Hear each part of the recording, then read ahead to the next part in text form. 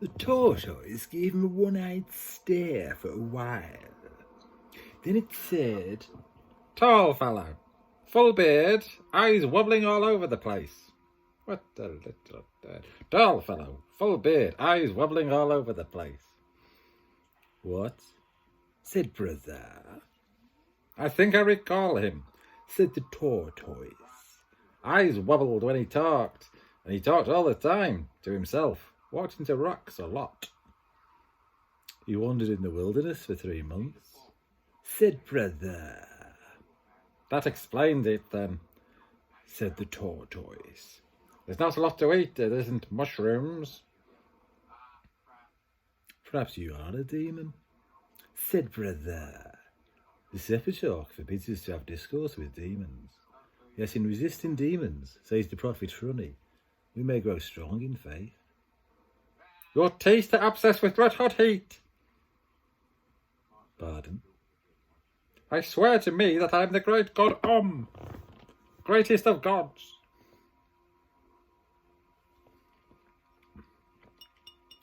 Brother tapped the tortoise on the shell.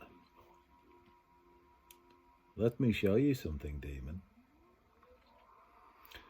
He could feel his faith growing if he listened hard. This wasn't the greatest statue of Om, but it was the closest. It was down in the pit level reserved for prisoners and heretics, and it was made of iron plates riveted together. The pits were deserted except for a couple of novices pushing a rough cart in the distance. "It's a big bull," said the tortoise. "The very likeness of the great god Om in one of his worldly incarnations," said Brother proudly. "And you say you're him?" "I haven't been well lately," said the tortoise. Its scrawny neck stretched out further. "There's a door on its back," it said. "Why is there a door on its back?" "So that the sinful can be put in," said Brother. Why is there another one in its belly?" "So the purified ashes can be let out," said Brother.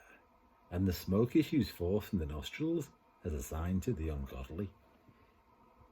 The tortoise craned its neck round at the rows of barred doors. It looked up at the soot-encrusted walls. It looked down at the now empty fire trench under the iron bull. It reached a conclusion. It blinked its one eye. "People," it said eventually. "You roast people in it." "There," said Brother triumphantly, "and thus you prove you are not the great god Om. He would know that, of course, we did not burn people in there. Burn people in there?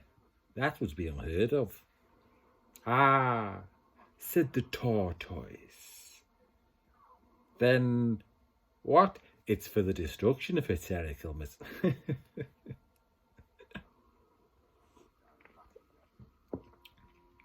It's for the destruction of heretical materials and other such rubbish," said Brother. "Very sensible," said the tortoise. "Sinners and criminals are purified by fire in the Inquisition's pits, or sometimes in front of the great temple," said Brother.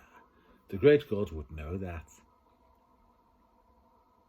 "I think I must have forgotten," said the tortoise quietly. "The great god Om, Holy Horns, would know that he himself said unto the prophet Walsper." Brother coughed and assumed the creased eyebrow squint that meant serious thought was being undertaken. "Let the holy fire destroy utterly the unbeliever." That's verse 65. "Did I say that?" In the year of the lenient vegetable, the Bishop Creefelhaw. In the year of the lenient vegetable, the Bishop Creefelhaw converted a demon by the power of reason alone. Said brother. It actually joined the church and became a subdeacon. Or so it is said. Fighting, I don't mind.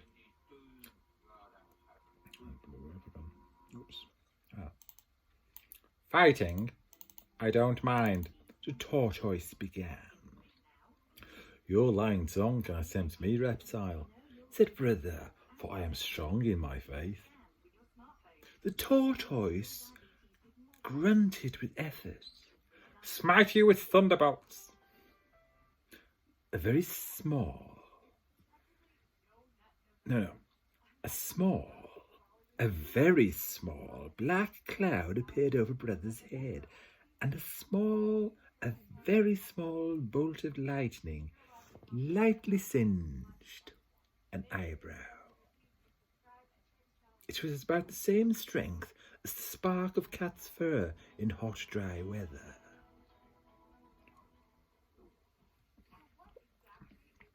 Not bad. Not bad, son.